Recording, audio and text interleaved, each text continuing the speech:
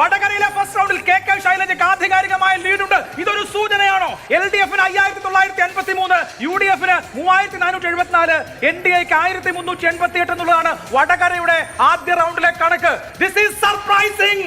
LDF-ന് 5953, UDF-ന് 3474, NDA-ക്ക് 1388 ആണെങ്കിൽ വടകരയിൽ 279 വോട്ടിന്റെ ലീഡ് വടകരയിൽ നിലവിൽ. ഇത് പക്ഷേ ആദ്യ റൗണ്ടിന്റേതായിരിക്കും. ആദ്യ റൗണ്ടിൽ ഇത്രയും വോട്ടുകൾ പോരല്ലോ.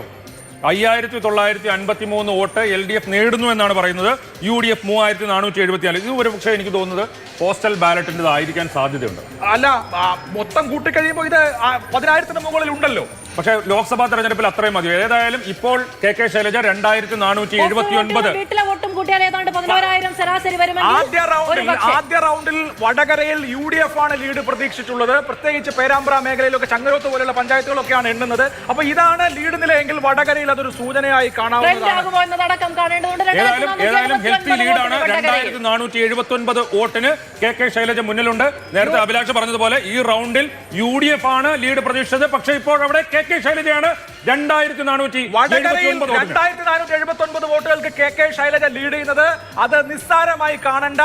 കാരണം ആദ്യത്തെ റൗണ്ടിലെ പാറ്റേൺ അനുസരിച്ച് അവിടെ UDF മുമ്പിൽ വരാനുള്ള എല്ലാ സാധ്യതയും ഉള്ളതാണ്. അവിടെ കെ ശൈലജ ലീഡ് ചെയ്യുന്നുണ്ടെങ്കിൽ അത് ഒരു പാറ്റേൺ ആണ്. വയനാട്ടിൽ രാഹുൽ ഗാന്ധി 8718, തൃശ്ശൂരിൽ സുരേഷ് ഗോപി 3154. ഇത്തിരി ലീഡ് കുറയാണ്. 400 വോട്ടിന്റെ ലീഡ് കുറയുകയാണ് ഉണ്ടായത്. 3500 മുകളിൽ ലീഡായിരുന്നു കഴിഞ്ഞ തവണ രേഖപ്പെടുത്തിയത്. എന്നാലും മുന്നിട്ട് നിൽക്കുന്നു തൃശ്ശൂരിൽ താമര ചിഹ്നത്തിൽ മത്സരിക്കുന്ന സുരേഷ് ഗോപി എന്നത് പ്രധാനമാണ്. കേരള രാഷ്ട്രീയത്തിൽ 12-7-1 എന്ന നിലയ്ക്കാണ് നിലവിൽ പോരാട്ടം. രാഹുൽ ഗാന്ധി 8-7-1-8-718 വോട്ടുകളിലേക്ക് രാഹുൽ ഗാന്ധിയുടെ ലീഡ് മുന്നേറുകയാണ്. മാവേലിക്കരയിൽ കൊടിക്കുന്നിൽ തിരിച്ചു വന്നിരിക്കുന്നു. മാവേലിക്കരയിൽ 62 വോട്ടിന് വീണ്ടും അരുൺകുമാർ സെക്കൻഡുകളിൽ മാറി മറിയുകയാണ്.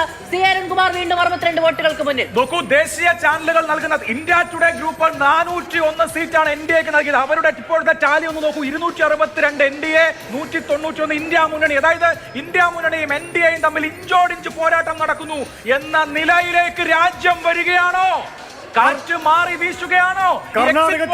ആരുടെ എക്സിറ്റ് ആണ് യഥാർത്ഥത്തിൽ പ്രവചിച്ചത്? കർണാടകത്തിൽ 18-9. കർണാടകത്തിൽ വലിയ തോതിൽ BJP സ്വീപ്പ് ചെയ്യുമെന്ന് പ്രവചിക്കപ്പെട്ട കർണാടകത്തിൽ 9 കോൺഗ്രസിന് മുന്നേറാൻ കഴിയുന്നു. 1000 കടന്നു. ആറ്റിങ്ങലുണ്ട് സന്തോഷം. ശശി തരൂർ കുറെ നേരമായി തൊടാൻ പറ്റാത്ത 1003 വോട്ടുകൾക്ക് വിജോയ് ലീഡ് ചെയ്യുന്നു ആറ്റിങ്ങലിൽ. ശശി തരൂർ ലീഡ് ഉയർത്തുകയാണ്. 1632 നേരത്തെ ഇപ്പോൾ കുറെ നേരമായി. എറണാകുളത്ത് ആദ്യത്തെ റൗണ്ടിൽ NDA സ്ഥാനാർത്ഥി KS രാധാകൃഷ്ണനാണ് രണ്ടാമത്. എറണാകുളത്ത് ഇപ്പൊ മത്സരം NDA-യും UDF-ഉം തമ്മിലാണ് എന്ന് പറഞ്ഞാൽ അവിശ്വസനീയമാണ്. ഷൈൻ ചെയ്യും എന്നുള്ളതായിരുന്നു LDF-ന്റെ ആത്മവിശ്വാസം. അവിടെ ഹൈബിയും K രാധാകൃഷ്ണനും തമ്മിൽ മുഖാമുഖം പോരാട്ടം. ഒരു മാവേലിക്കരയിൽ 695 125 എന്ന ലീഡ് മാറി. അവിടെ LDF-ന്റെ ലീഡ് 695 ആവുകയാണ്. എറണാകുളത്ത് എന്തുകൊണ്ടാണ് LDF-നെ മറികടന്ന് NDA രണ്ടാം സ്ഥാനത്ത് വരുന്നത്? എന്താണ് ഈ സംസ്ഥാനത്ത് നടക്കുന്നത്? നഗരമണ്ഡലമാണ്. വികസനം വലിയ തോതിൽ പ്രതീക്ഷിക്കുന്ന മണ്ഡലമാണ്. അതിലൂന്നി തന്നെയായിരുന്നു പ്രചാരണം എന്ന് പറയുന്നത്. അതൊക്കെ NDA-ക്ക് അനുകൂലമായി വരുമോ എന്ന ചോദ്യത്തിന് ഉത്തരം കൂടിയാണ്.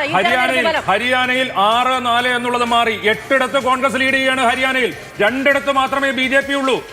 2-8 മാത്രം BJP, 8 ഇന്ത്യ സഖ്യം. ഹരിയാനയിൽ കണ്ണീരിനെ ചാട്ടുമണ്ണിന് കാണാതിരിക്കാനാവില്ലെന്ന് സീറ്റ് ഒന്ന് നോക്ക്. 220.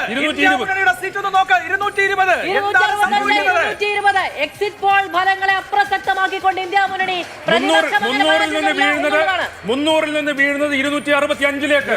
നേരത്തെ 300 കടന്നതായിരുന്നു. അപ്പോഴാണ് നിങ്ങൾ എല്ലാവരും പറഞ്ഞത് തീൻ സൗ പാറിൽ നിന്ന് 265-ലേക്ക് വരുന്നു.